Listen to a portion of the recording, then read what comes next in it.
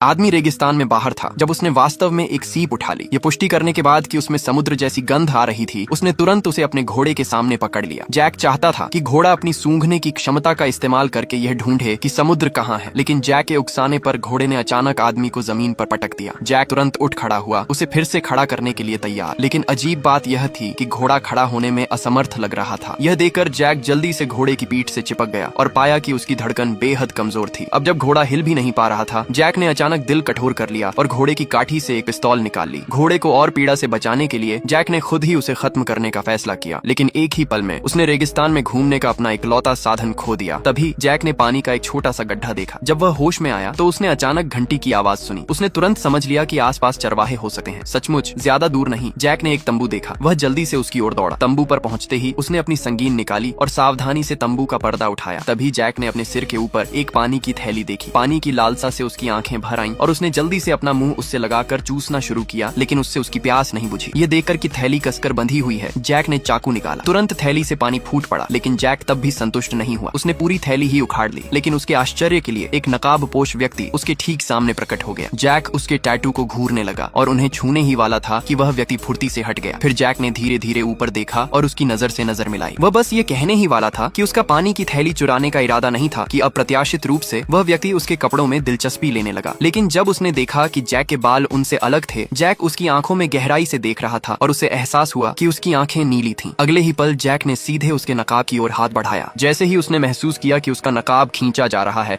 उस महिला ने चाकू निकाला, लेकिन पलक झपकते ही जैक ने वह चाकू उससे छीन लिया और उसके बाल काट दिए। उस महिला के लिए उसके बाल थे, लेकिन जैक को इसका कोई अंदाजा नहीं था। अचानक उसने एक अजीब सी चीख निकाली। जब तक जैक तंबू से बाहर भागा, महिला के साथी पहले ही उसकी ओर दौड़ते आ रहे थे और उसी पल जैक के पास भागने की कोई जगह नहीं बची।